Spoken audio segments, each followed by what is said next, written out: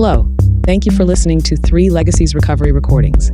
If you enjoy our program, please be sure to like and subscribe to the channel, and don't forget to share with a friend. We're also self-supporting, so feel free to contribute to the channel through Venmo at Recovery Recordings 615. Please note that the views expressed on this podcast are solely our individual views and do not represent any official stance of any 12-step program.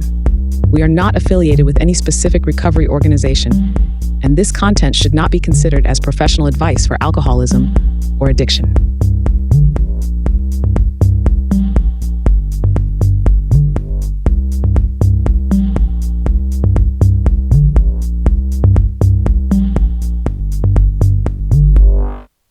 Hello everyone, welcome to 3 Legacies Recovery Recordings. I'm your host Paul, and I'm definitely an alcoholic.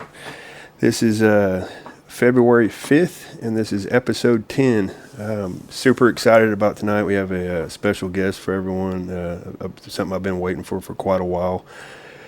Let's see, we appreciate everybody for leaving the comments. Keep reaching out. You can comment either on the YouTube links, or you can also send me personal text, or not text message, but emails at recoveryrecording615@yahoo.com. And also something new to the channel or to the podcast, we're starting to be on some of the major streaming platforms. I know we're on Audible and we're on Spotify right now, so we're trying to get that word out, and hopefully we can keep this thing going. Going back to what I'd mentioned before, super special guest for me tonight, and I think for a lot of us, Katie P. from Austin, Texas. How you doing, Katie? I'm doing okay, Paul. Thanks for having me on. Yeah, thank you so much. And we talked. Let's see. The first time we talked was just maybe a month ago about doing some episodes, and we decided we were going to do just a journey through the Big Book. That's exciting. Yeah. Yeah. It was great finding the name. Yeah. It was like, what should we call this? Yeah. Mixed bag of nuts. Yeah. Yeah. Sure. Yeah. Let me. If I'm not mistaken, you just celebrated 40 years, huh? 40 years. Yes, I did. October 28th of '84. October 28th, '84. Wow, that's awesome. Isn't that unbelievable? I'm telling you, they're all amazing, but 40 was a really big deal. Wow. I'll tell you that. It was just, holy smokes! I have been sober 40 years. That's awesome. Pinch me. Yeah, pinch me. Yeah, that's freaking awesome. Yeah. How you been? I know you've been going through. I'm sure you've been going through a lot over the last year or so, huh? I mean, with Charlie. Yeah.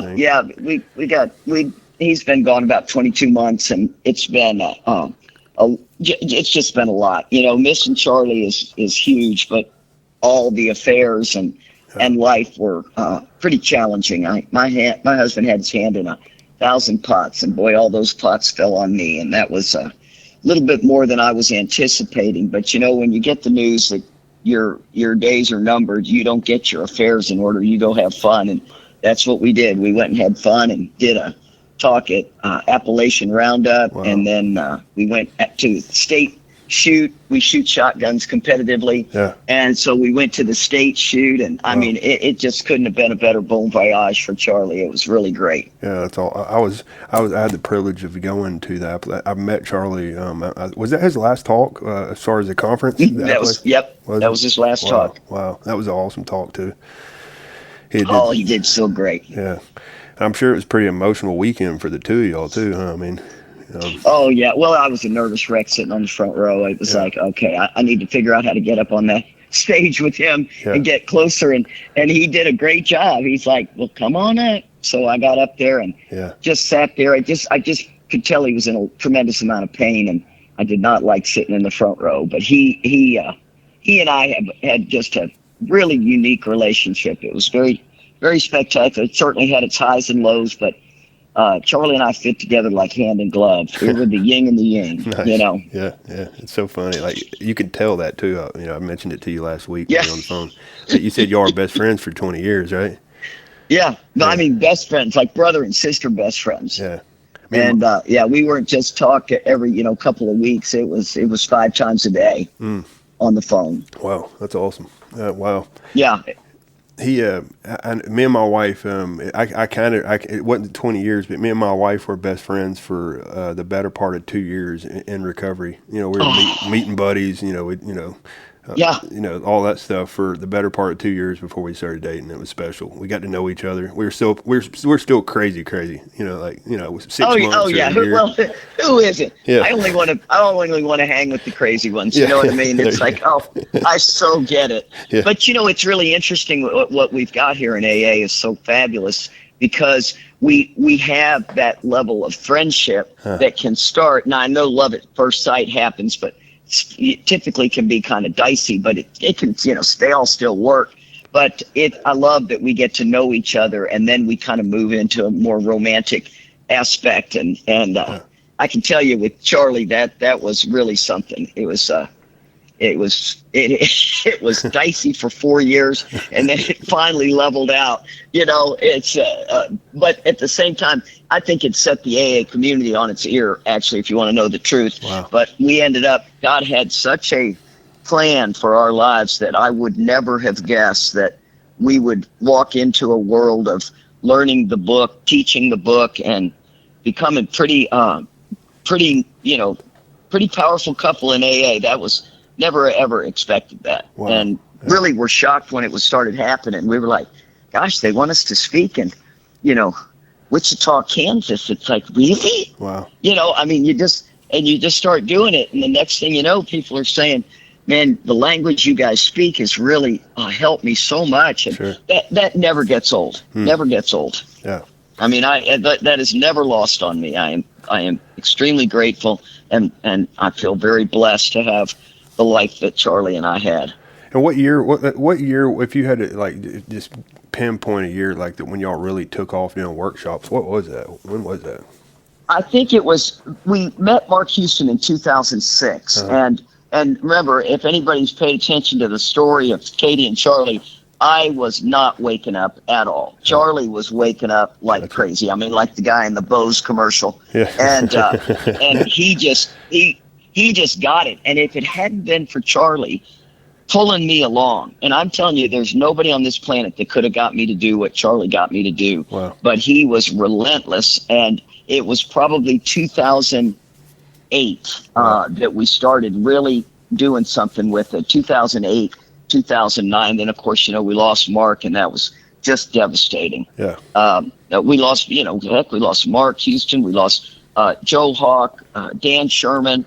It was terrible. Just recently lost Gary Brown. And yeah.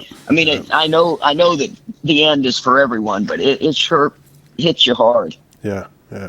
It's crazy because, like you had mentioned, I heard y'all for the first, here's just a brief history of my story. So I was probably 4 or 5 years sober. I was on, I thought I was doing all the stuff. I was doing all the stuff that the people I was around was suggesting. I was calling my sponsor 3 or 4 times a day, leaning on him. That's what I thought I was supposed to be doing. And going to the jail, a couple times a month. I was sponsoring a lot of guys, probably 10 or 15 guys. I'd been doing that for a few years, and I was freaking miserable. And I had a resentment the size of Mount Everest, and I was good. I was real painful. But if you had asked me at the time, I'd be, no, it's okay. It's okay. I was extremely unconscious of it at the time, which is kind of scary thinking about it, I think that's actually a part of it. I think that's the norm. Okay. More than not. It makes me think how often is that something that's currently happening in some areas of my life that I'm not aware of? You get what I mean?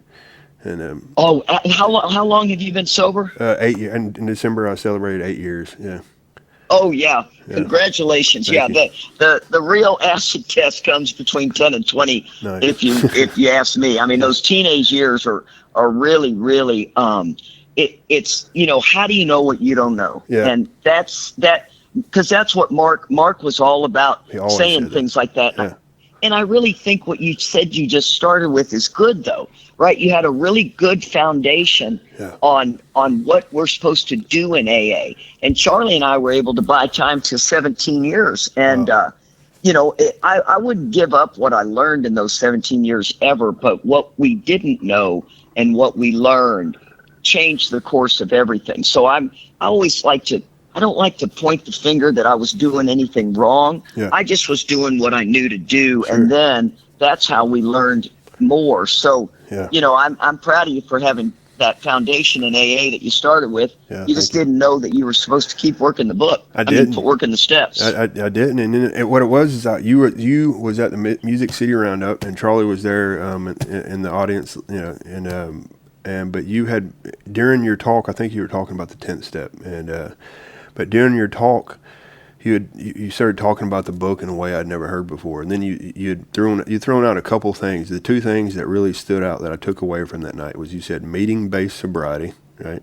And then you also said old ideas. You talked about old ideas a handful of times. And I walked away from it like, what the hell was this? What is this? And then, so I started digging into honestly, how this YouTube channel started was this is a true story, okay? So I started getting into the book. Every time I went on a journey. I hate to say this, but the truth is, it's like for a minute, for probably a solid 6 months, like y'all speaker tape sponsored me for a while, right? Honestly, I didn't know anybody at the time that was talking about this stuff like that. So I went on a journey, and I was like, what are all these? Like, I've seen, I was listening to Mark Houston, I was listening to Joe Hawk, all these guys, and I was like, all of them have one thing similar in common that I started finding out. They all come from the Don Pritz lineage. Right?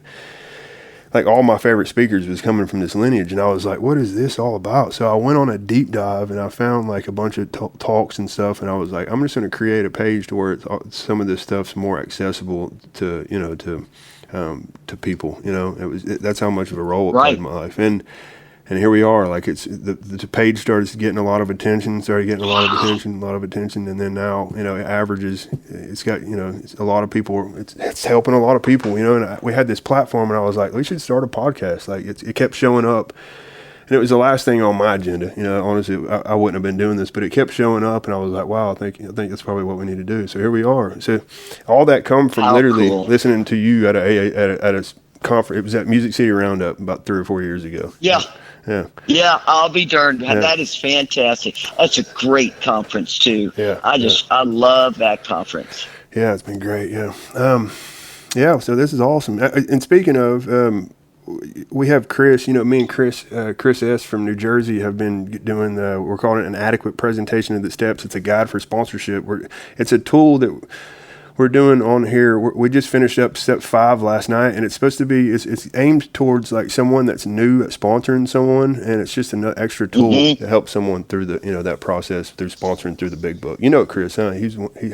Oh, it's so funny how I met Chris. It was Mark Houston got put in our lives in 2006, and he had a treatment center, Mark Houston Recovery, and I had mentioned that I had heard a lot of Chris S. And he said, well, he's coming out to my place. You got to come and see him when he's out there. And I said, well, be sure and let me know when. Yeah. Well, he didn't let me know till the day before. So I was working that day, so I could only catch half of it. I jump in my car, and he's about 30 minutes away, and I get out there as fast as I can. And I'm visiting with Chris, and I'm listening to him, and I'm just blown away. And then Charlie pulls up, and it was lunchtime, and we snatched up Chris, and we went to a barbecue place in Austin. And I mean, he was then in Katie and Charlie's vortex, which anybody that knows you get in a car with us, you ain't going. We'll tell you when you're getting out. And we sat and had barbecue with him and became fast friends immediately. Wow. I mean, immediately we both knew that this guy was a big deal, and he is the one who eventually launched Charlie and I into doing big book weekends. Wow. And we were baffled by it. It was like, you want us to do what? and how? And send us the schedule, show us what you're even talking about. And the first one we ever did was up in New Jersey. As a matter of fact, I was there last week and saw Karen Kay, and she came up, and I thought, oh my gosh, I haven't seen her. I mean, I have such memories of us doing that weekend. And it was really, really spectacular. And doing something like that is a big deal. I mean, when you've never done anything like that, it was really interesting. And that's awesome. Also when I realized Charlie was going to recap everything I said. So needless to say, that started a entire counseling session after all our talks. It was like, oh, God, Charlie, you're killing me, Holmes. That's funny. Yeah. Yeah, that's awesome. Yeah. Yeah, that's cool. That's awesome. Yeah, we and you were talking. I got a couple buddies, Jimmy A and Roger L, the taper, and they're Love them. real good buddies of mine. Roger, I talked to Roger.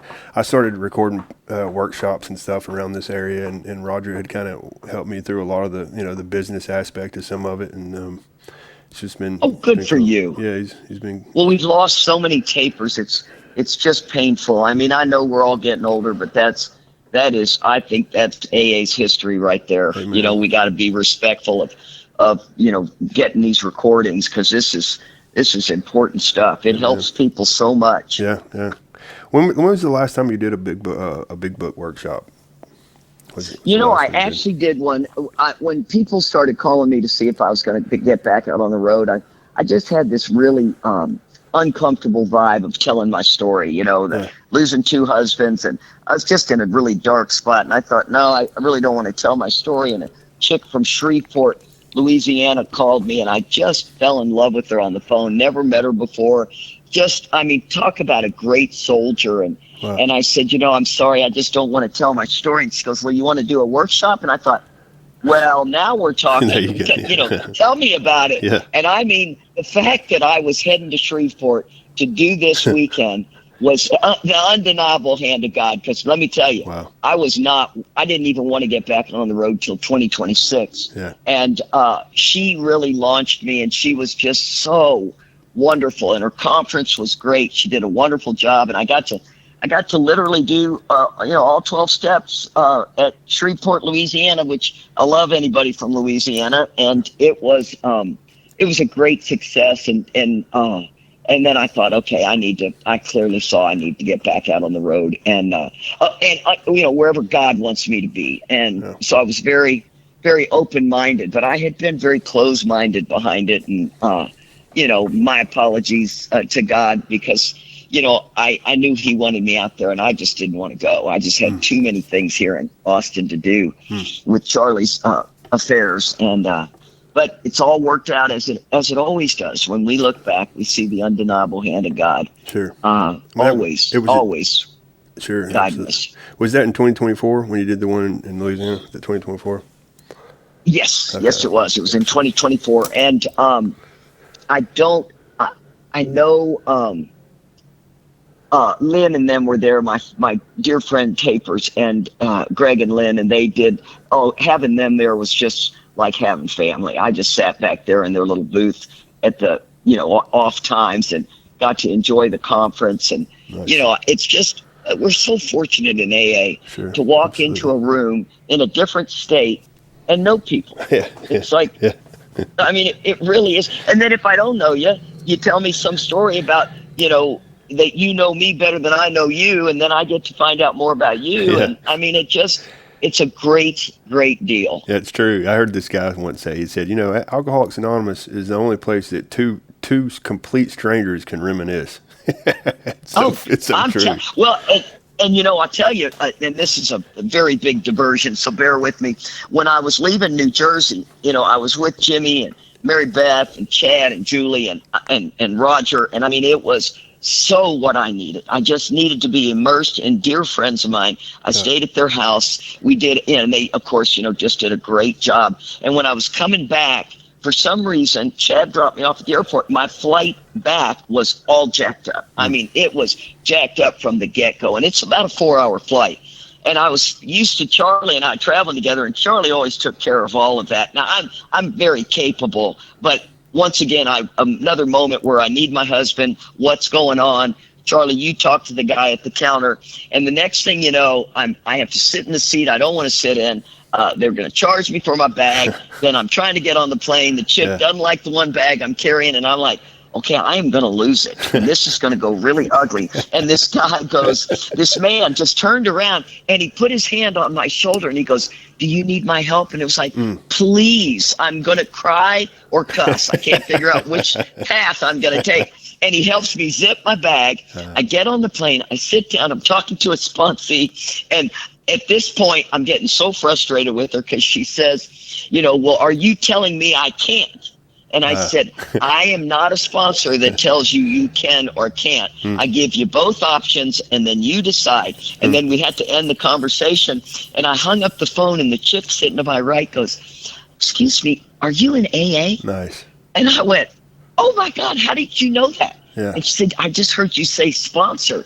And so for almost the whole ride home, this complete stranger and I went so deep, so fast. Charlie says, when two women's heads come together, they're going deep fast. And I mean, she was an absolute doll. And I just, her name was Haley.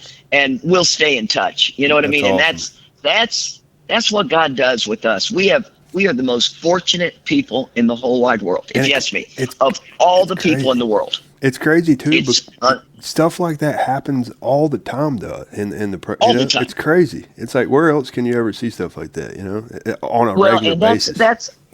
I always want to throw out a warning to the younger generation that is so stuck to their screen. Yeah. They're going to miss this huge piece of communication because they're looking at their phone and they're not talking or even just making eye contact.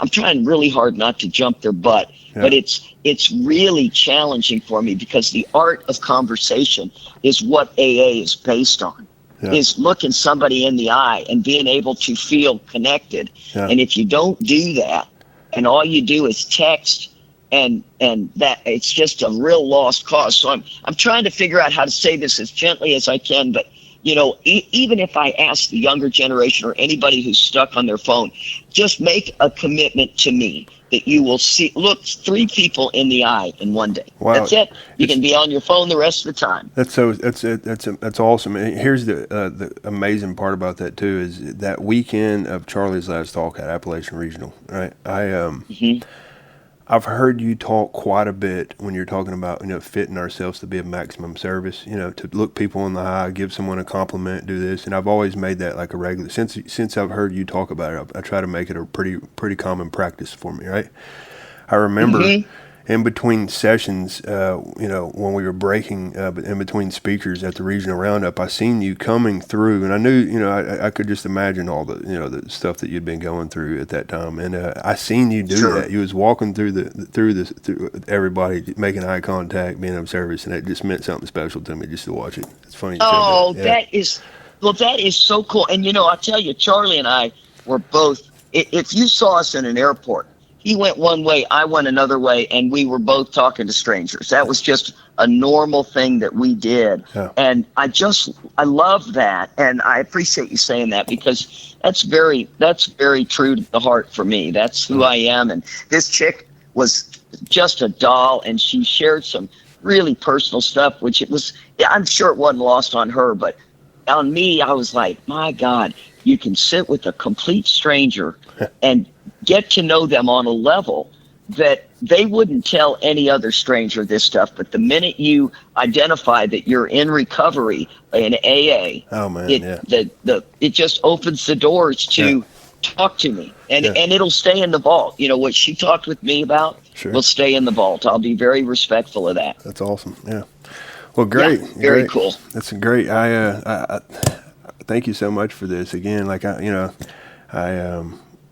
think this is a lot of stuff that a lot of people, the listeners, were probably wanting to hear some of this stuff anyway. So thank you so much. Well, tonight we're going to do steps 1 and 2, and or have at it. However you want to do this. Well, it's funny, Paul, because most everybody knows at our workshops, Charlie always did step 1. I never did step 1, and I was fascinated by how well he had step 1 down. And I every once in a while I had to do it at certain workshops that he wasn't at, and I just felt like I had on 2 left shoes. So I'm going to really try to get some of Charlie's points across, but bear with me because it is the first time I've attempted step 1, and Charlie was just so gifted in that first step. He's gifted in many steps, but that first step, he did better than anybody I'd ever seen. It'll be great. And we like to start talking about the forward to the first edition. It says, we of Alcoholics Anonymous are more than 100 men and women who have recovered from a seemingly hopeless state of mind and body. The beginning where it's telling us two things that are wrong with us. To show other alcoholics precisely how we have recovered is the main purpose of this book. For them, we hope these pages will prove so convincing that no further authentication will be necessary. So this is where I don't know how. Well, I cheated all the way through school, and I mean, that is no BS. I cheated so bad. And I was good at it. And people think, well, was it hard looking over that person's paper? I'm like, oh, I took cheating to a whole nother level. I cheated on steroids. That looking at somebody else's paper was not sufficient. I had this thing down pat. So when they handed me a book when I came into AA, I'm like, oh, this is going to be a problem. It's going to be a problem right out of the gate. Now, I knew how to read, but I didn't comprehend well at all. I'm clearly dyslexic. That took till I was about 40. Really? Same here. Absolutely. Well, then, and how old are you? I'm 41 right now. Yeah. 41. Well, at 41, I still don't think were they showing the kids in your generation about dyslexia? Because they dang sure weren't doing it for my generation. They did. They told me my sons. Yeah, they did. It did? Yeah. They talked about it for briefly, and I've never, even to this day, I've learned to read the big book because I've read it so much. But as far as I still listen to Audible, I like listening to audiobooks for most of the part, for most of the time. Because I still have a hard time. Dyslexics are visual learners. Yeah. And Makes color sense. coding and, oh my God, just to deviate to another story. When I'm talking to Julie, Chad's girlfriend, and I'm talking to her at the dinner table, and we're a bunch of people were eating, and I was telling her that I had taken this medication that could kind of take care of, really intense bacteria. And I said, like Malaysia. And she looked at me and she goes, Malaysia? I said, yeah, it takes care of Malaysia. And somebody goes, did you think malaria? It's like, oh, what is Malaysia? They're like, well, I said, well, it's some, I don't know if it's a country. I don't know if it's a state. I don't know what it is, but it is not Malaysia that I had. And oh my God, we were laughing so god dang hard. Oh, and then I said, because it leaves, Charlie was so smart and came from a family of educators. So, I mean, they knew everything. They knew history back to the 1500s. And I mean, I am just over there like a 12-year-old kid, bored stiff. And my son really loves history. And he said, I was talking to him a couple of days ago. I said, honey, I graduated in 1976, and there was something big deal going on, some bicentennial, and it was all about what happened in 1776. And I'm telling this at the table after I'd done the Malaysia thing, and I said, so I looked at my son, I said, so what happened in 1776? And his mouth dropped, and he's like, Mother, you're really kidding. I go, no, I do not know what happened. And he tells me, but at the table, nobody could tell the difference if it was a Declaration of Independence or what it was. And Jimmy was over there. We were wetting our pants laughing so hard. I said, well, there's a few people at this table that know something big happened then. I'm in the same boat as you. Exactly what it was. I'm in the same boat as you. I don't know any of that. Nor do I really have an interest in finding out. Ain't that crazy? Me. Well, that's the part that Charlie said to somebody. Some guy goes, oh, those are not true stories. And he looked at him, he goes, buddy, she doesn't care at all about any of that. Yeah. Trust me, nothing. Nothing. Yeah. Okay, I'm sorry. I'll get back on the first time. No, it's perfect. Yeah, so here's the beauty of Bill and Bob coming together, right? We all know that they met together in the carriage house of the Cyberlings, and they came together, and this is where AA was born. And the way it was born, especially in the first step, is so important, is that Bill understood the problem from Silkworth, right, the physical allergy, and he understood that the solution was God. But he did not have the program of action to get there, and that's what Dr. Bob had, was the Oxford movement. Nice. And so that's what brought AA together. That's the beauty of. So Charlie used to use a metaphor, and I thought it was really great. I have to write the word metaphor down because otherwise I'll screw that word up terribly bad. But the metaphor was about a car not starting. So you go out to your car and your car doesn't start. Yeah. Well, you have to understand first what the problem is. Yeah. It's a dead battery, right? We look around, it's a dead battery. Okay, so now we understand what the problem is, but you're still not going anywhere. And then somebody says, I know what the solution is. We get jumper cables. So you go, okay, So we know the problem and the solution, but we're still not going anywhere because we don't have the program of action to kick it in, which are putting the jumper cables on. You sit in one car, I sit in another, and we start it. Wow. So once again, the knowledge of understanding the problem and the solution are great. But if you don't take the steps, you can't do anything about it. Nice. So, and which hence was pretty much what I was doing in AA. I got by the skin of my teeth, but I didn't even know I was doing by the skin of my teeth because I was all about, I loved AA. I was one of the very fortunate ones. I always say this, and at every conference I go to, I get a show of hands. Bob Bazan said one time, he said, I'll never forget, he said, I was one of the lucky ones when I came into AA. I loved it. And I leaned over to Charlie and I go, what does he mean, lucky ones? And because Charlie and I both loved AA on day one. And we were baffled by that statement. And so I started asking people at conferences, raise your hand if on day one you loved AA. Day one. I'm not talking day 7. I'm talking day 1. And it's out of about 500 people in a room, it's about 20. Wow.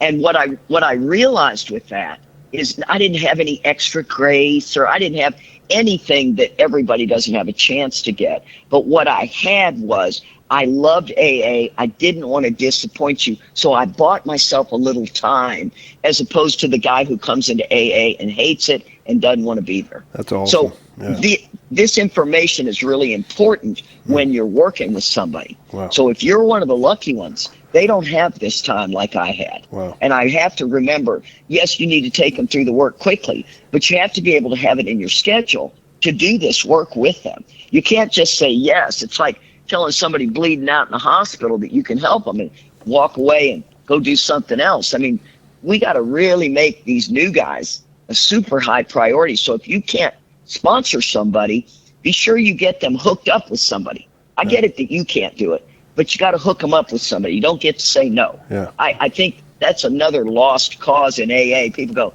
I asked 3 people to sponsor me. They all said no. I'm like, point those 3 people That's out crazy. to me, please. Because, I'll be going over there not, hey, you got to at least help them find something. We can't do that. That's crazy. So step 1 is, remember, we're not trying to convince him he doesn't have a problem.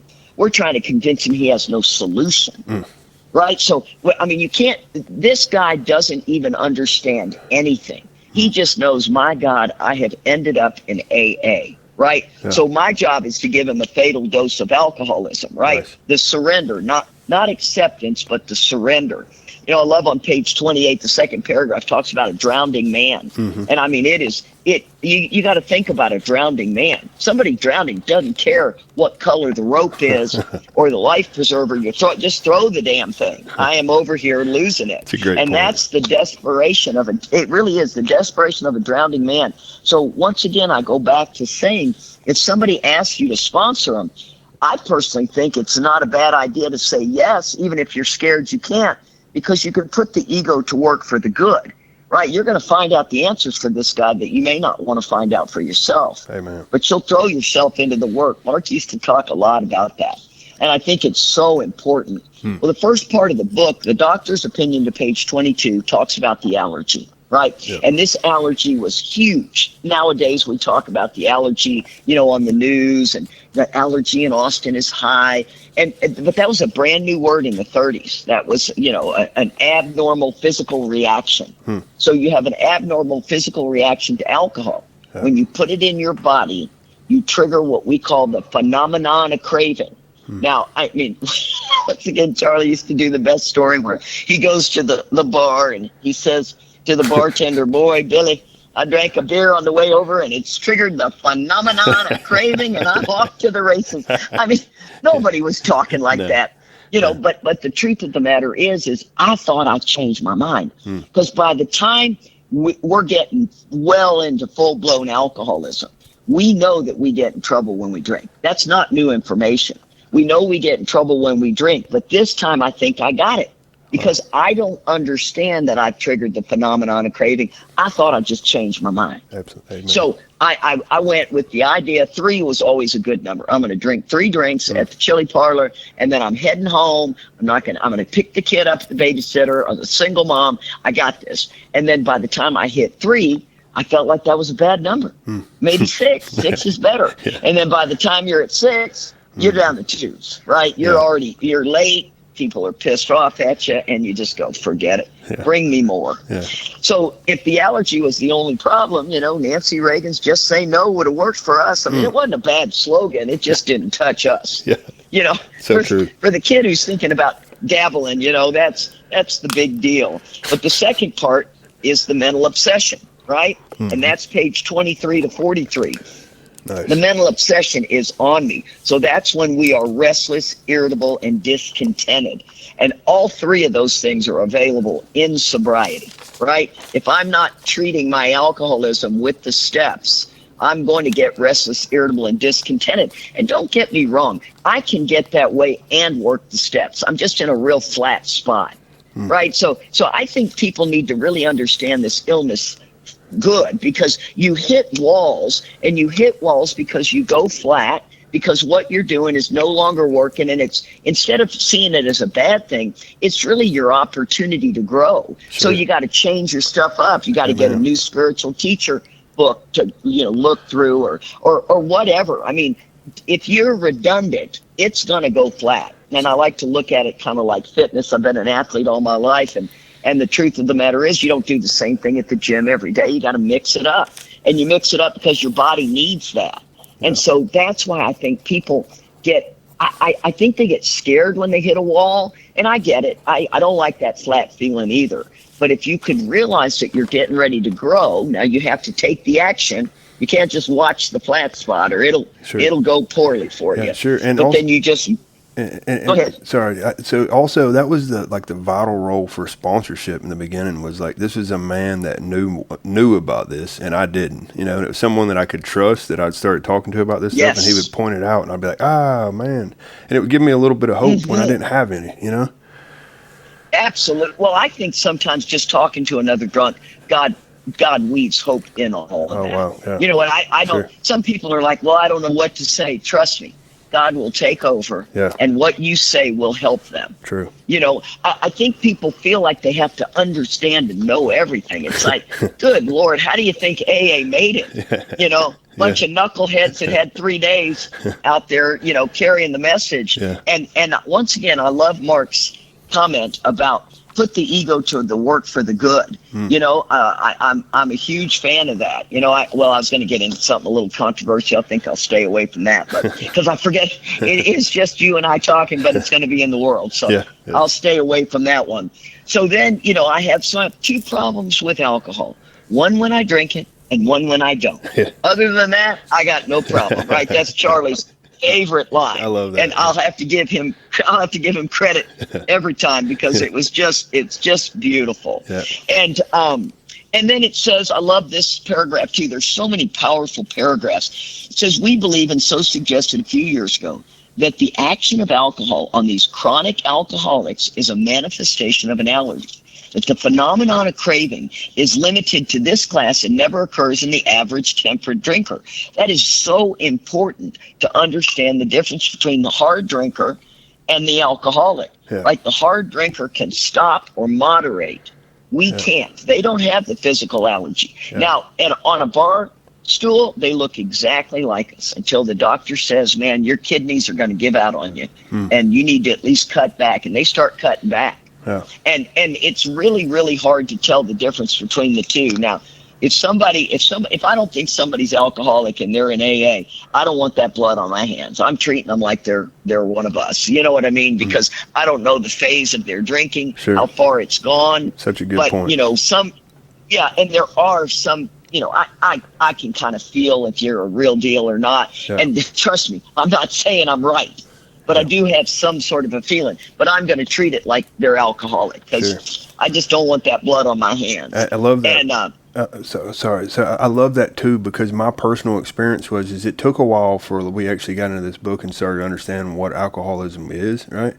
And had I had certain people in my life, because in the beginning I was like, well, I don't know, maybe this or maybe that. Had someone not had that kind of stance, then I probably wouldn't be around, honestly. Well, see, I agree with that perfect.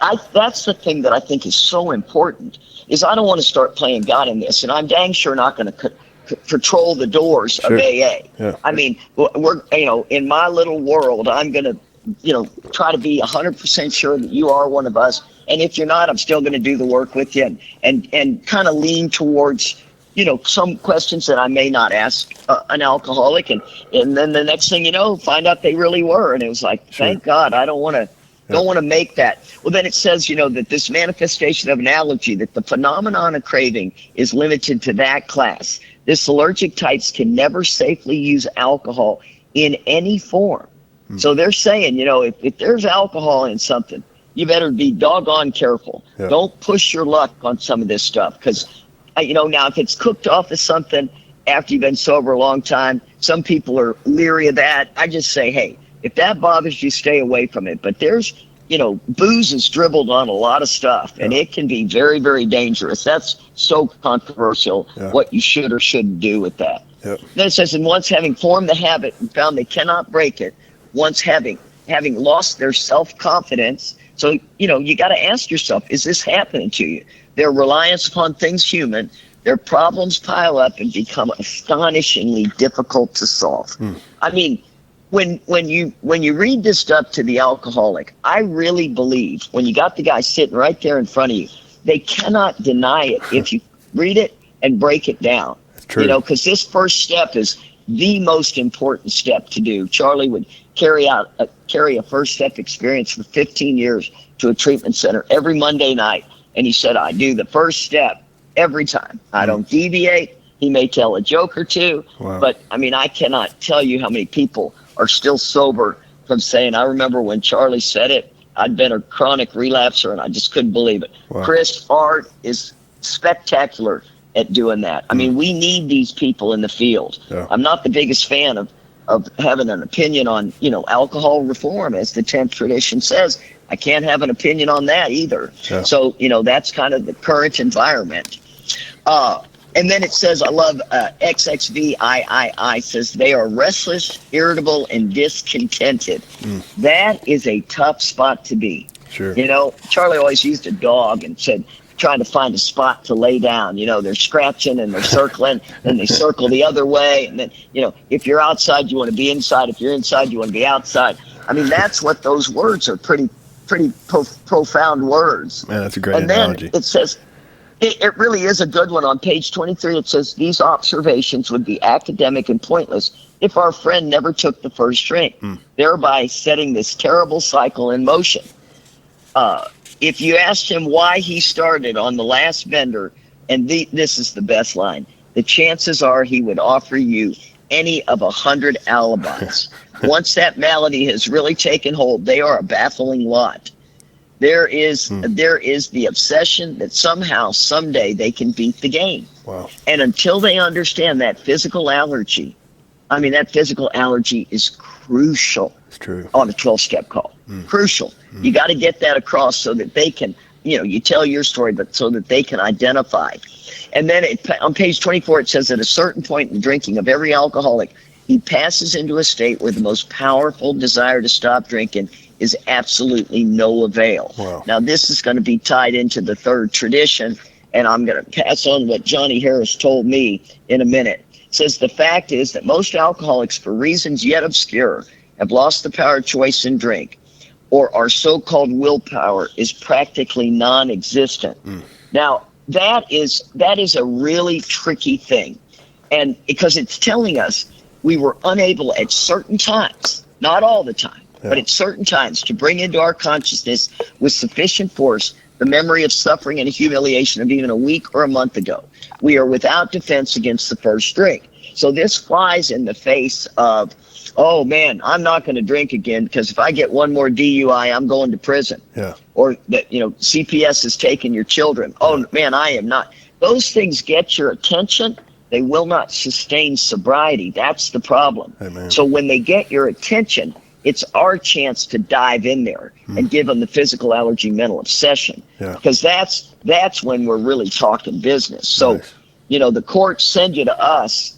That's not going to work unless we do the work we are supposed to do. War stories do not, make people slap their forehead and go, well, old Billy, had some problems, with the law, so I better pay attention. Sure. It just doesn't work like that. And then you have to tie in our third tradition on the wall, and only because Johnny Harris said this, I'm repeating what he said, because only Johnny Harris can get away with this. He said that one of the mistakes, if AA made any mistakes, they made a mistake when they put those traditions in short form. And it says the only requirement for AA membership is a desire to stop drinking. And a lot of people say that when they come in, they really may or may not belong in there, but they say, all I got to have is a desire. And I know there's people listening to this going, well, that works for me. I'm not saying it doesn't work. Sure. I'm saying it's confusing. Right? So it confuses a lot of people. Yeah. Whereas the long form says our membership ought to include all who suffer from alcoholism. Amen. Well, that's a whole lot different than the only requirement is you have to have in membership a desire to stop. Sure. Absolutely. It's for all those that suffer from alcoholism. So, I sat with Johnny Harris when he was explaining that to me, and I thought, I was just out there with him not too long ago. He was turning 94. Wow. And he had asked me to come out for his birthday. It was the biggest honor I've had in Alcoholics Anonymous. Wow. It was just so special out to his group, and watching those folks was amazing. I mean, they do AA at a level that the rest of the country, at least I don't see it at that level. Wow. I mean, that fellowship is remarkable. That's awesome. You talk about, they had dinner at a restaurant, just for me coming in, and there must have been 20 people at the table. Wow. And we had a blast. And that was just the night before. It wasn't like the committee getting together. It was just so fantastic. And I really do think that it's important to remember that the desperation will not last. Consequences don't get us sober. They get our attention, but they will not sustain sobriety. And to me, when you're really looking at all of these first step stuff, the first step is just so profound. But the one thing I want to get out of it is that physical allergy, mental obsession, because those things are the two things that make me alcoholic. And then, they give Jim and all those, more about alcoholism. There is a solution, all sorts of stuff. But that's kind of the bow I'll put on step one. That's great. Yeah, I remember I'd always hear Mark talk about, losing your, forgetting. What would he say? Like something about losing your experience with the first step. How important it was not to do that. Yeah, he liked to, and I have once again, I have an opinion on. I take that a little farther, but once it's a little controversial. So knee to knee with a drunk, I don't mind saying it, but.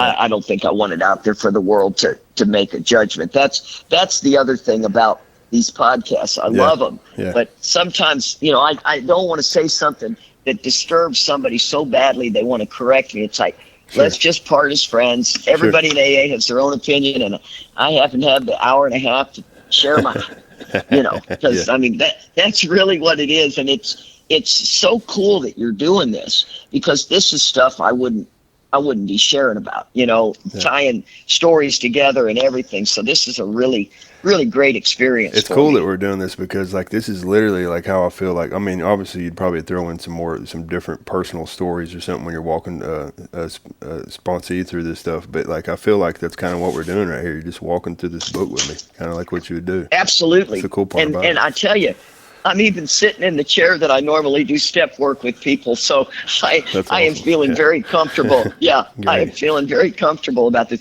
And, I told you in the beginning, I was a little nervous because, I haven't really done this, and I'm doing Charlie's step, it went really well. I felt really good with that. That was great. Yeah. Thank you, Paul. Yeah. So do you want me to start on doing step 2 now, or? Yes, ma'am. Whenever you're ready. Okay, perfect. Well, now step 2, once again, remember, I cheated all the way through school, so I read the title, We Agnostics. I knew I wasn't agnostic, so I never touched that part of the book until 17 years sober. And trust me, coming out of untreated alcoholism, I'm like, blah, blah, blah, blah, blah, blah, blah. Because I know it all. This, don't you understand what I've done already? I'm light years ahead of y'all. Charlie's the one dragging me along, and I swear to God, when I look back, the fact that Charlie, there was no one on this planet who could have gotten me out of my head and what I already knew to open me up to have a new experience. other than Charlie Parker. Wow. And a lot of it, remember, we were deeply competitive. We were the yin and the yang. And so one part of it was I was scared that he might learn something more than I would. And so that got my attention, and I thought, okay, here we go. Awesome. I'm going to have to start paying attention. And he gave me some time. Mark Houston was here every Thursday night at the Charlie's Common Solution meeting. And at the very end of the meeting, I'd come in from teaching my fitness class, and Charlie would always give Mark and I 15 minutes out back.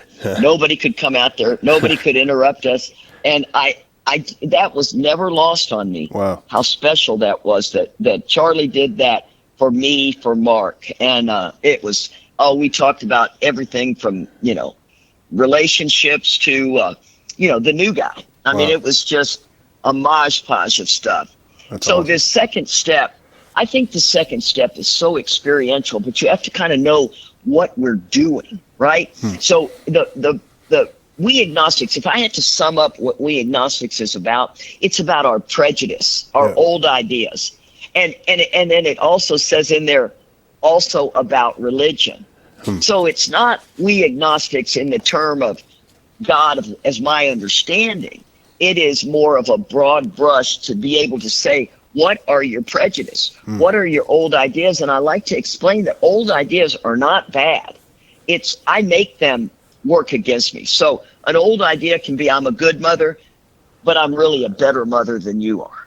I'm a good AA. I'm really a better AA than you are. So you see, the old idea is not always bad. So, some people are like, the way I talk to myself is terrible. Well, yeah, that's some old ideas, but that's not what old ideas are.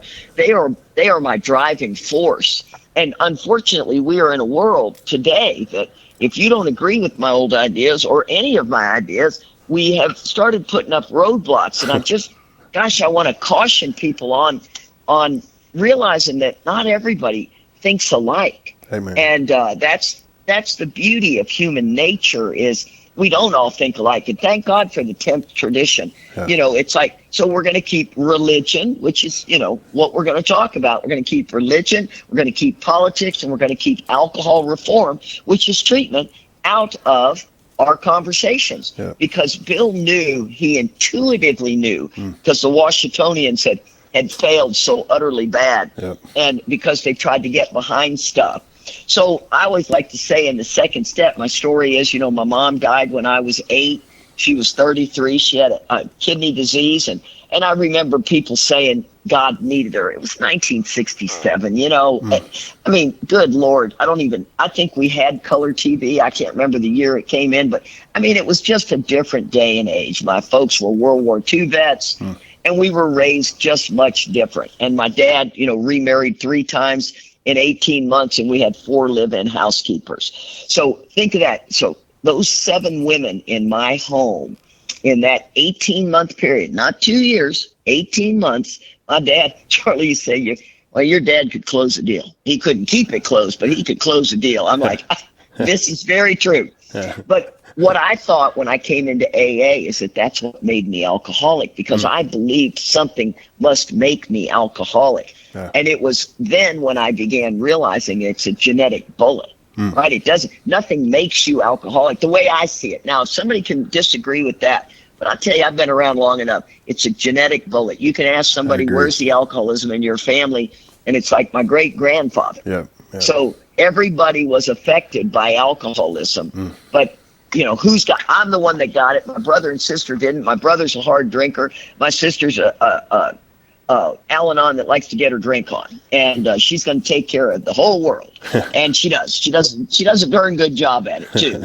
But so these old ideas are really important for me to begin learning. Right? Like I said, I cheated my way through school, so the word agnostic is like, oh no, one less chapter for me to read. And what I began to understand is our program is about an intimate relationship with the God of our understanding. Right? This is not about who is God.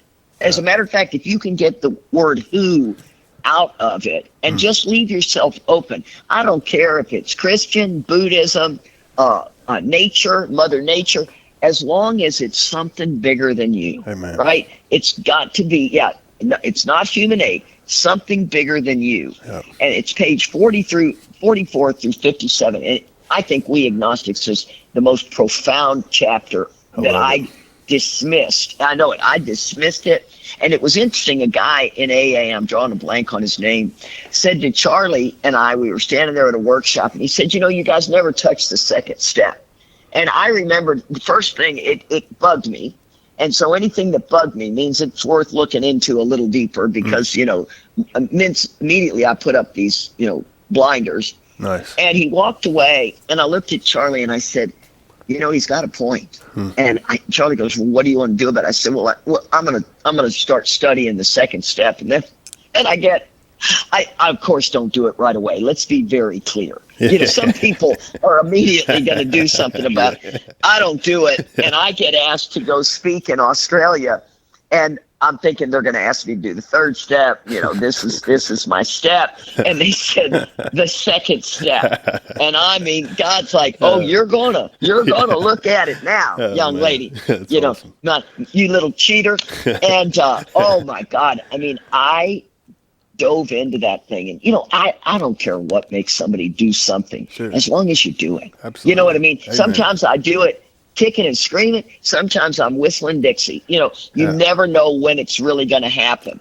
And so the word agnostic is, we use a 1935 dictionary in our meeting, which I think is really, for somebody who could care less about words, I have grown into loving words and loving learning. So now only about alcoholism. I'm not interested in geography, the state of the nation, but I am interested in the big book. That's all. And so the word agnostic means one who neither affirms nor denies the existence of a personal deity, right?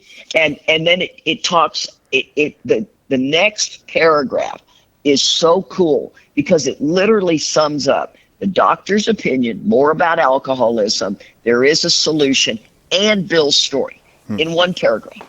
And it says, and which one is that? Where's that at? Okay. Page 44. Yeah, I got you. Yeah. Page 44 says, in the preceding chapters, you have learned something of alcoholism.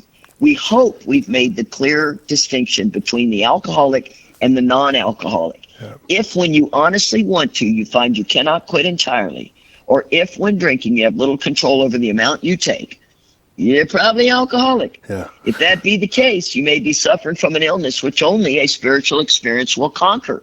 So that paragraph, I love that paragraph because I know we're all lighthearted joking in AA saying, man, I watch my sister just drink half of that drink and I don't get it.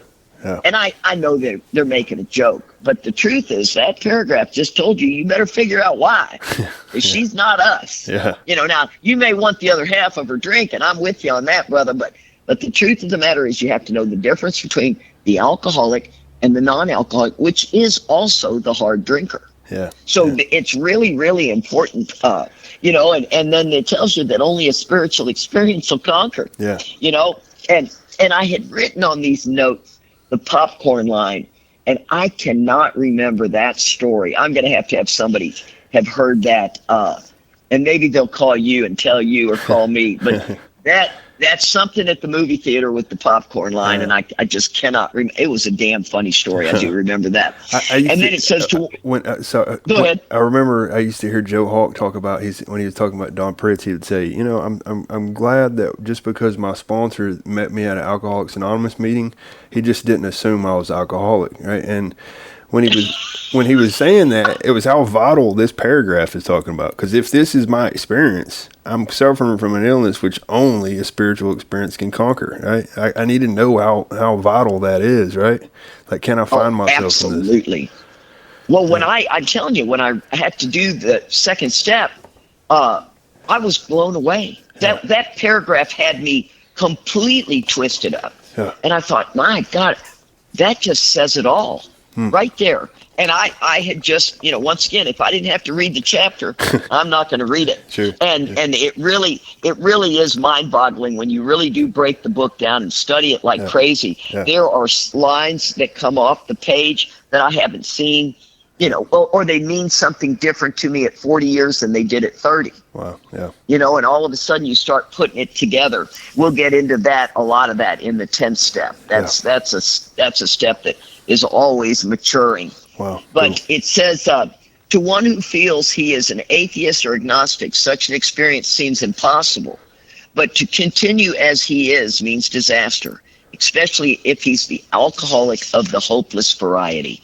And I mean, Bill's so divinely inspired the way he writes this. Amen. You know what I mean? He makes a point, then he typically restates the point just a little bit differently because he knows we are hard-headed, pig-headed, opinionated. I know we are know-it-alls. I mean, we are all the above, and we're also spectacularly wonderful people. Yeah. Right? So we got all of these traits, and it really is. It really is that way. Sure. And so it says then on page 44, the second paragraph. I love this one. To be doomed to an alcoholic death or to live along spiritual bases are not always easy alternatives to face. I was doing a 12-step call on my buddy's daughter. She was I think she was in her late 20s, 30s. And the grandmother was there and the dad was a good friend of Joe and I's. And I'm reading out of the book, and I'm reading this part of this book to them. And he is a pretty strong Christian. And he goes, hold on just a second. Are you telling me there's a difference between you choosing an alcoholic death or live along spiritual bases? They are not easy alternatives for you to face. And I mean, he was baffled by that line. And I thought, that is a good point. Because we read it, we go, yeah, that's true. Yeah, Yeah, it's so funny. So true. How bad is doomed? Is it really as bad as it sounds? Yeah, let me think about that. But that's how exactly. That's how we are. To live on a spiritual basis, that doesn't sound like any fun. Yeah. But to doomed could have some fun going down to doomed, And that's funny. And I love it. Charlie used to say, oh my God, he had so many funny one-liners. He says, that some people say, we come too strong on the God thing to the new guy. And he goes, I think the not drinking's probably a bigger deal to the new guy than the God thing. Yeah, buddy, we're hoping you're not going to drink. Okay. That's awesome. Really. And it's so true. It says, all we have in AA is identification and power. That's it. We are a one-trick pony. Yeah. So we've got the identification, what makes you, and that you have to have this spiritual experience, period. Yeah. And the truth is if you don't believe it, why don't you just lean into it and hope and trust that something will come to you? Yeah. Because, I mean, golly, everybody grows and changes through sobriety, right? It is just what it is. I mean, over the years, in discussion AA, we've started drifting. Literature steps and our spiritual principles are optional. And that's just the nature of it. That's not anybody doing that. Yeah. That's just the nature of it. Sure. We are so, I don't know the right word I want to use, but we have guidelines, right, which is our traditions. And we have steps that they say are suggested, which that word means to offer into the mind. It doesn't mean like, would you like mustard or mayonnaise as a suggestion? It's trying to get you to offer this into your mind. Yeah. And I think sometimes if we're not careful, we start, offering advice and pseudo-therapy. And I'm not saying that some sort of therapy is not bad. As a matter of fact, I've always seen therapy as a privilege. But what you have to realize is you're going to talk about who it is in column 1, right? Dad, what he did in column 2. And then the third column is going to be what it affected, my self-esteem, my pride, all of those things. And that's the counselor's job. She is not in the business of going into the fourth column that talks about my mistakes and my faults. See, we typically, that's not their job. It's not that counseling is bad. You just have to take that information to your sponsor and find out what your fourth column is. Yeah. So you don't rest on, I need to boundaries and I need to detach. And, there's just really nowhere in here that says that that's cool to do. Yeah. And so the other thing is, and it really, it's a, because once again, I mean, Charlie and I did counseling all throughout our marriage. We needed to have a mediator, it's like, okay, You be the mediator and tell me, she says, Katie, do you hear what he's saying? Yes. Would you like to repeat it? Yes. Charlie, do you hear what she's saying? Would you like to repeat it? And I swear, one time my sponsor, if she ever hears this, she'll laugh so hard. She thought she too was raised on counseling in AA, just like I was. A lot of codependency, group therapy, all that stuff was fantastic. But it didn't, I didn't get the spiritual part of it. But I don't ever want to knock what those people taught me. It was great. Marty did it too. And Marty said, Katie, I think I can mediate between you and Charlie. And I said, really? And so I said, Charlie, are you okay with it? He goes, sure, bring her. We're sitting at the end of our wooden table, so anybody that knows our table, Charlie and I are sitting across from each other. Marty's in the middle, and so it's just us on that end.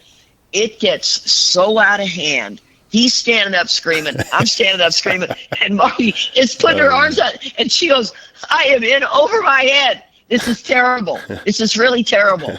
And and that didn't stop us. It was so ugly. And she goes, holy smokes. I wasn't expecting that, and I swear I look back at that and I just laughed so hard. Now it wasn't at all funny at the time, but God love her. She thought she could help us, and we just almost tore her apart. Wow. So the book talks about current agnosticism, right? Bringing God in, moving me out. It's always a process of subtraction, right? That current agnosticism happens throughout our lifetime. What am I doubting here? What am I thinking that God can't do? Because, we do that all the time. It doesn't matter how long you've been sober. Sure. It gets a little less and less the longer you're in. At 40, years sober, I'm also 67, so I've got a whole lot of, this is going to be in God's hands. Now, that doesn't mean I can do that and simply step aside from it. It's when it really starts eating my lunch. Then I'm going to be talking to Marty. I'm going to be writing some inventory on it and getting down to causes and conditions, because I have to understand my old ideas. If I don't, and they're constantly changing. That's the other thing. So Paul, for you at 8 years sober, just think about, in the next 2 days, your old ideas, write them on a piece of paper with a date on them. Then look back at that piece of paper when you're 14 years sober. Wow, yeah. And you're going to go, holy smokes. Yeah. It's really amazing what this guidance in inventory does for us. A lot of people won't put pen to paper. I don't think they choose not to. I think they don't know how to. Sure. And I sure didn't know how to. And I'll always help anybody learn. Yeah, learn how to scribble out a piece of inventory is spectacular. It wasn't until I started listening to y'all, honestly. It was you and Charlie that got me into doing really? it. Yeah. When I started doing it. Well, and I'll tell you, that whole third step, 10 and 11 were all Mark Houston. 1, 10, and 11, and, I should say 8, 9, 10, and 11 were Mark. He was huge about those amends. And Marty was the one on the third step, my sponsor. Marty R., she was the one who woke Charlie and I up to the third step. And it was so funny. We're doing a workshop, and Charlie puts his hand over the mic and goes, is this from Mark? I said, no, it's from Marty. And he goes, oh, okay. And he goes back to it, because it was like he just had a puzzling thought right then. Where did we get this? And I'm like, Marty, she's big brain herself. Boy, awesome. Her and Charlie can go down some roads. They're both very, very smart. Okay. So it says on page 44, the fourth paragraph, if a mere code of morals or better philosophy of life were sufficient to overcome alcoholism, many of us would have recovered long ago. But we found that such codes and philosophies did not save us. No matter how much we tried, we could wish to be moral. We could wish to be philosophically comforted. In fact, we could will these things with all our might, but the needed power wasn't there. Our human resources, as marshaled by the will, were not sufficient. They failed utterly. Wow. And I tell you, that is another one of the profound paragraphs. It's trying to tell me that I can't just say, you're a good person. Yeah. You've got this. Those are good practices. Don't get me wrong. But it's trying to say those philosophies and, they're trying to comfort us and our morals. Oh my gosh, there's nothing worse than being in what I call untreated alcoholism. And all of a sudden your morals are questioned and you're sitting there, standing out back. You're not supposed to be smoking. You told people you quit, and you're flirting with the guy at the office. And it's like, oh man, I have drifted. I'm drifting. And that happens. Trust me. All you got to do is tell a closed-mouthed friend in AA or your sponsor what's happening and you need help. You got to get to somebody that knows how they can help you. And infidelity in the sex inventory, infidelity is the one that says that we'll drink behind it. Yeah. And I'm telling you, people don't understand that. They think they can get away with this, and it says this. We're not theorizing. This is a fact. Yeah, serious, and that, yeah, that's one that's, hey, and I'm not shaming you for having had infidelity. I've certainly had it in my lifetime. But the truth is it's a very dangerous spot to be. Yeah. And then page 45 says lack of power. That was our dilemma. We had to find a power by which we could live, and it had to be a power greater than me, obviously. But where and how are we to find this power? And I love how it breaks it down. Well, that's exactly what this book is about. Its main object is to enable you to find a power greater than yourself, which will solve your problem. Now, I'm going to go off on a limb here and say one of the beauties of our 12-step program is we are the mothership. We have the mothership of everything. So my alcoholism is anything that comes out of that is typically because I'm not treating my alcoholism. You have sex problems, you have money problems, you have food problems, you have everything. And there's all these other 12-step fellowships. But since we've got the mothership, that's where the book is trying to tell me it will solve all your problems. So I think what happens, and I've seen it myself do it, is that we're sitting in untreated alcoholism in AA, and we're picking up, for men, they're picking up pornography. For women, we're spending money on too many things or overeating or whatever we want. But it's a direct sign of I'm not working my AA program at the level I need. Now, once again, that is controversial, but it's typically controversial because people don't want to hear that. They want to say that their problem is a real deal, and they'll go to 9 fellowships. And Charlie used to say he could be an octo winner, because he fell into all the fellowships. He had all the problems, gambling, the whole 9 yards. Yeah. But it's because he wasn't treating his alcoholism. And when he treated his alcoholism, even though he wavered back and forth with his weight, I told him, I said, Charlie, I'm telling you, your AA program needs to get tightened up. That's the key to everything.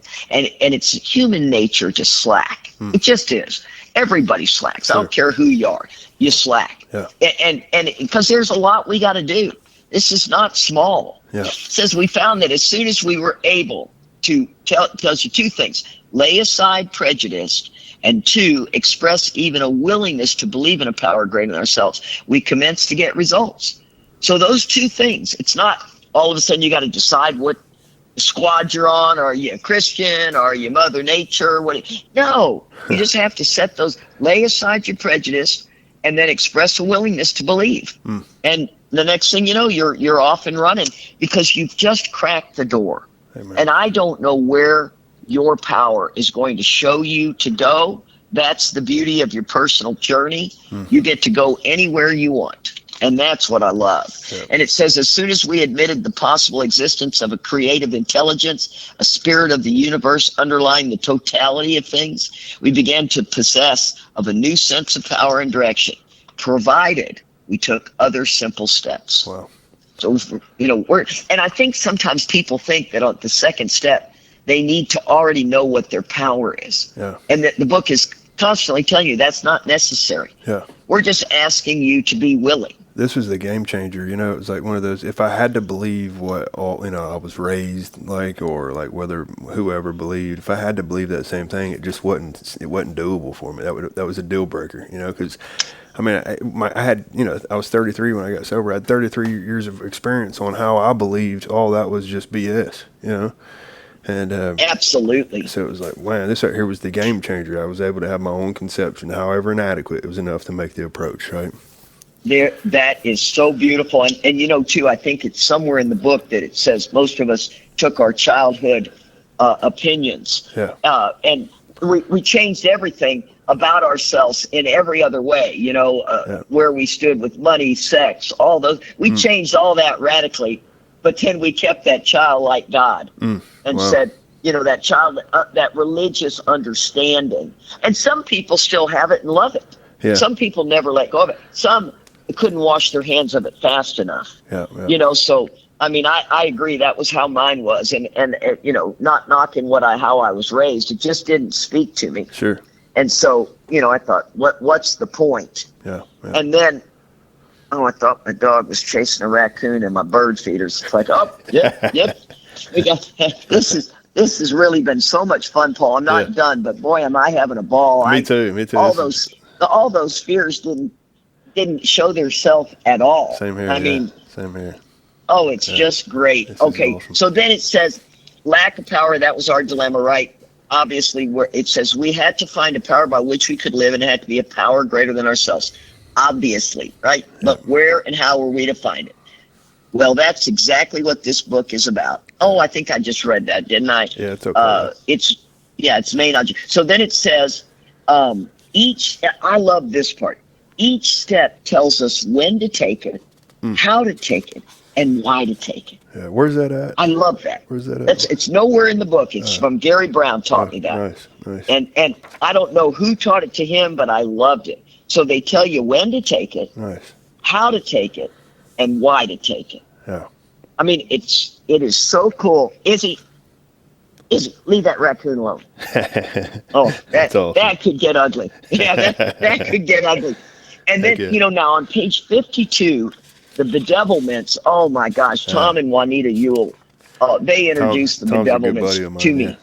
Yeah. I loved them. They were in town for a conference, and we packed the house.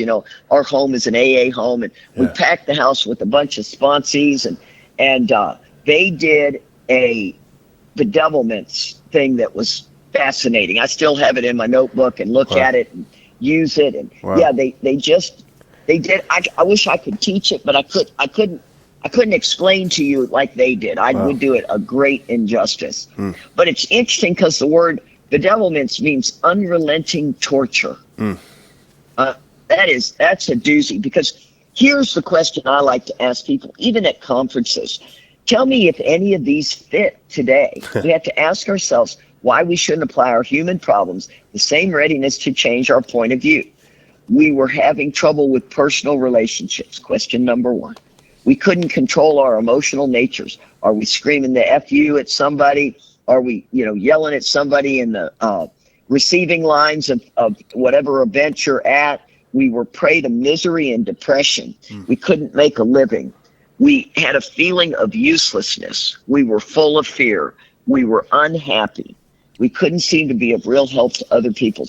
Those bedevilments are so available at any time of sobriety. Amen. Anytime. Amen. Yeah, I'll tell you what, not too terribly long ago, I could have checked off quite a few of these.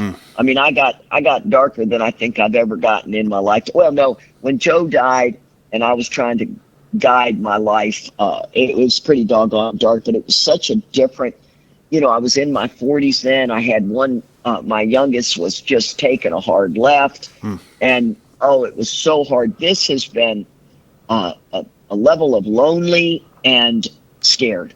And, it's just, I mean, and it won't always be that way, but, and some people want to tell you, it'll be fun. You'll get through. Well, I know I'm going to get through it. I'm not going to live in this. Yeah. But when you're in it, it does feel like, you're drowning in quicksand sometimes. Yeah. And then on page 54, it says, we found too that we had been worshipers. Had we not worshipped people, sediment, things, money, and ourselves? So once again, when you start to look at we agnostics, it is so showing me my prejudice. Eye-opening. All my old ideas. Sure. Right? Everywhere. Yeah, everywhere. Worship of people, easy to do. People say, don't do something to people in AA. Well, I got plenty of heroes. I also know they have clay feet and they're human. Yeah. You know what I mean? Sure. I have so many people in AA that I look up to, and I'm not looking up to them if they don't have faults. As a matter of fact, that's what makes me look up to them more. Amen. Is the more I hear about their faults. Amen. You know? Sure. I mean, come on. That's that's not a bad thing at all. And No. we can, maybe worship's not the word I would use, but I admire and respect a Yeah. lot of people in AA. Absolutely. And it's what I got to be careful of is turning my attention to them so that they are the one. I do understand that we are beyond human aid. Yeah. I get that. But by God, I am a vessel to help you get connected to the power. Absolutely. My sponsor is my vessel to help me get connected to the power. The power will tell me what to do. Yeah. And so, I think too, my worst day sober is better than my best day drunk. That I think tough times in AA is still so doable because I know there's something great on the other side of it. It doesn't feel, I don't go yippee-yi-yo-ki-yay, Yeah. but I get that hope Sure. that it's going to be okay. It's been my experience. And I, you bet. Well, and after a while, you really do rely on that. Sure. And you just go. So in the beginning, it sucks because you don't have that experience. So when you're going through stuff, you don't realize like how important it is to have issues. Like what you made the comment earlier. You're like, an opportunity to grow. You don't realize how vital that is in the beginning. Your whole life you've been running from every situation that felt, even remotely painful. Yeah, that's a very good point. You don't have enough experience yet to know that this will, and I don't think it's 3 or 4 times you see the hand of God. I think it's like 20 times. Amen. You finally go, Sure. okay, maybe this will be okay. Yep. Because it has been okay. You're right. That's a very good way to put that. And I think that is so important for anybody listening, that we know you're not going to have a tremendous amount of, gosh, I know I'm going to get on the other side of this when you're fairly new. Yeah. But you will get enough of them in a pile that you can see that this is going to be tough, but I'm going to get to the other side of it. True. And yeah, so page 55, second paragraph. Actually, we were fooling ourselves. And this line blew me away when I read it. For deep down in every man, woman, and child is the fundamental idea of God. It may be obscured by calamity, by pomp, by worship of other things, but in some form or another, it is there. And that this next paragraph that ties these 2 paragraphs so beautiful, because we've got, Bill had his white light experience, and then the clamors of the world came in right after. Yeah. Major white light experience in the hospital, and then the clamors of the world shut it down. Yeah. I swear, I think it would be nice if we could rest on that crest of the wave for a little bit longer. But it's just, we don't rest on it. So we have to realize that this is going to be that ebb and flow. Sure. Because if you think about that, if you rested on enlightenment all the time on a high, you wouldn't seek the power anymore. No. Right? You seek the power when it's painful, when the wave has crashed on your head. Yeah. That's when we're seeking the power. Sure. And so to grow, we have to have some pain. Yep. So true. And it says we finally saw that faith of some kind of God was a part of our makeup, just as much as the feeling we have for a friend. Sometimes we had to search fearlessly, but he was there. He was as much a fact as we were. We found the great reality deep down within us. In the last analysis, this is the line that really blows you away. So in the last place I'm going to look is where he may be found, and that's deep down inside of me. We're looking for God. 17 years, I was looking for God out there in the clouds. It never occurred to me that I'm listening for that still, quiet voice. And that still, quiet voice was talking to me drunk and sober. Let's not forget, it's not just when I'm sober. He would say, don't get in the car. Stay. So true. Trying to walk me about that. Then it talks about, the third paragraph goes into clearing the ground a bit. And I think this is so important because it's more directions. We can only clear the ground a bit if our testimony helps sweep away those prejudice, help you to think honestly, encourage you to sense diligently within yourself. If you wish, you can join us on this broad highway.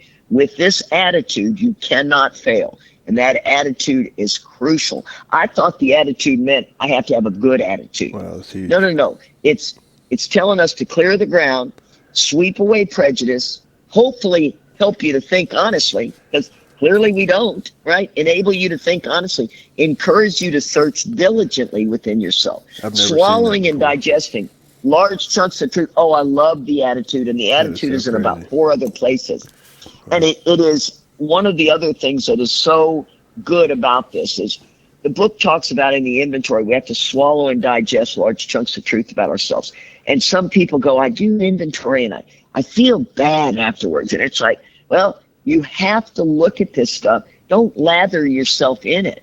You're supposed to uncover, discover, and discard. Yeah. There's nowhere in there that says waller in it. It tells you not But you to. have to. Yeah. It does. As a matter of fact, don't do that. Sure. Yeah. And I always like to say, praying for God's will is easy. Accepting God's will is not always easy. So we have to be open-minded, and that's pretty much the wrapping up of the second step. I mean, there's so much more in there, but those are the highlights that I like to look at. Wow, this has been freaking awesome. Yeah, this is like honestly, my heart is full right now. It's so cool. So great. Thank you. Oh, I'm so glad, Paul. I'm telling you, I was very I wasn't apprehensive. It was new, so I got a little nervous behind the new. Sure. Yeah. And you just put me so at ease with when you and I were talking before we got online about what it was going to be like, and it was just like, oh, this is really cool. Yeah, it's just a conversation. Yeah, I think it's cool because it's like a new format, for lack of a better word, on it's something that like I've always wanted. Some of my favorite speakers, I'd always wanted to have. Why wouldn't we have conversations like this and let's talk about their personal stuff and not personal stuff, but what does this look like with them? Yeah, this is freaking awesome. Yeah. It really was smooth, and it's so great to be able to share some of those funny stories and not worry about the time, and just really have a good time. I mean, it was great. And then we'll be doing. Are we doing 3 by itself and then 4 and 5? I can't remember. I'm sure you'll. Yes, ma'am. It'll be 3 by itself, and. What is it? Are we going to do? Let's see. Are we going to do this upcoming Wednesday? Yes, correct? We can do this upcoming Wednesday. We'll keep it at 7:30. Okay, so I'll be calling you for the listeners that are listening in. So how I'm doing the podcast right now, I've mentioned in the past. I'm recording these sessions, recording these sessions, and then I'm not streaming them live. I'll post it when we get finished. I'll upload it onto the YouTube channel. So for the listeners. Next Wednesday, which is February 12th, we'll be doing step 3. And this has been awesome, Katie. So much. Thank you so much. Oh, it's been great, Paul. Thank you so much for having me. It's a real honor. Yeah. And for those who are for listening, again, so Tuesday, which is February 11th, me and Chris S. from New Jersey will be doing step 6 and 7, which is going to be great. And then again, the following day, which is February 12th, KDP from Austin, Texas, will be doing step 3. Thanks for everyone for listening. Have a wonderful night.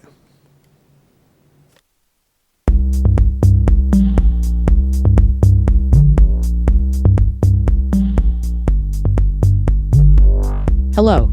Thank you for listening to 3 Legacies Recovery Recordings. If you enjoy our program, please be sure to like and subscribe to the channel, and don't forget to share with a friend. We're also self-supporting, so feel free to contribute to the channel through Venmo at Recovery Recordings 615. Please note that the views expressed on this podcast are solely our individual views and do not represent any official stance of any 12-step program. We are not affiliated with any specific recovery organization, and this content should not be considered as professional advice for alcoholism or addiction.